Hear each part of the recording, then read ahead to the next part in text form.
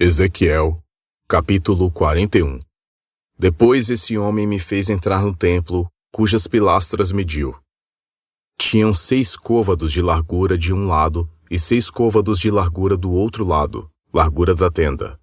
A largura da entrada era de 10 côvados. Os 2 lados da porta tinham ambos 5 côvados. Ele mediu a extensão do templo, 40 côvados, e sua largura 20 côvados. Em seguida, penetrou no interior e mediu as pilastras da entrada, 2 côvados, depois a porta, 6 côvados, com uma largura de 7 côvados. Mediu aí a extensão de 20 côvados e uma largura de 20 côvados do lado do templo, e me disse: é o Santo dos Santos. Mediu a parede do edifício, 6 côvados, e a largura do edifício lateral que rodeia a torre do templo, 4 côvados. As câmaras laterais, superpostas, eram em número de 3 vezes 30. Elas tocavam numa parede construída em torno de todo o edifício, de modo a se apoiar nela sem tocar a parede do templo. À medida que subia, a largura aumentava de um andar a outro, porque o templo tinha uma galeria circular em cada andar, de sorte que a largura do edifício era mais considerável em cima. Subia-se do andar inferior ao superior pelo meio. Eu vi em redor do templo uma fiada saliente. Eram os fundamentos das câmaras laterais, que mediam uma cana inteira, 6 côvados.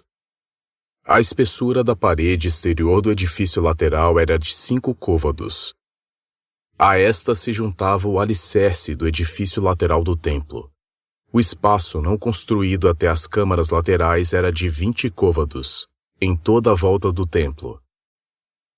As portas do edifício lateral davam para a fiada, formando uma entrada para o norte e uma entrada para o sul. A largura dessa fiada era de 5 côvados em todo o redor. A construção que se elevava defronte do espaço livre, ao ocidente, era da largura de 70 côvados. O muro que o cercava era da espessura de 5 côvados e do comprimento de 90. Ele mediu o templo, que tinha uma extensão de 100 côvados, o espaço livre, a construção e suas paredes, tendo também um comprimento de 100 côvados. A largura da fachada do templo, com espaço livre do lado do oriente, era de 100 côvados. Ele mediu o comprimento do edifício diante do espaço livre que estava atrás da construção, com as galerias de uma e outra parte, 100 côvados. O interior do templo, os vestíbulos do átrio, os limiares, as janelas gradeadas e as galerias em volta nos 3 lados diante dos limiares eram forradas de madeira, do chão até as janelas, as quais estavam fechadas.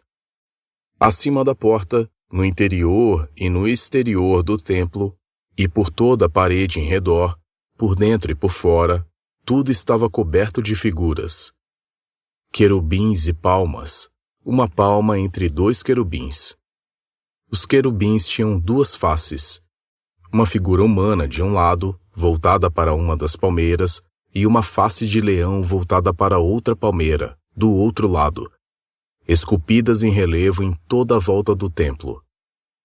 Desde o piso até acima da porta, havia representações de querubins e palmeiras, assim como na parede do templo. A porta do templo era de ângulos retos. Diante do santuário, havia alguma coisa como um altar de madeira. Sua altura era de 3 côvados, enquanto a largura era de 2 côvados. Havia ângulos protuberantes. Sua base e suas paredes eram de madeira. Disse-me o homem: é aqui a mesa que está diante do Senhor. O templo e o Santo dos Santos tinham cada um uma porta, e cada porta era de 2 batentes, que tinham 2 bandeiras para cada batente. Assim como nas paredes, querubins e palmeiras eram figurados nas portas do templo. Na fachada do vestíbulo no exterior, havia um anteparo de madeira. Havia janelas gradeadas e palmeiras de uma e outra parte, nos lados do vestíbulo, nas câmaras laterais do templo e nos anteparos.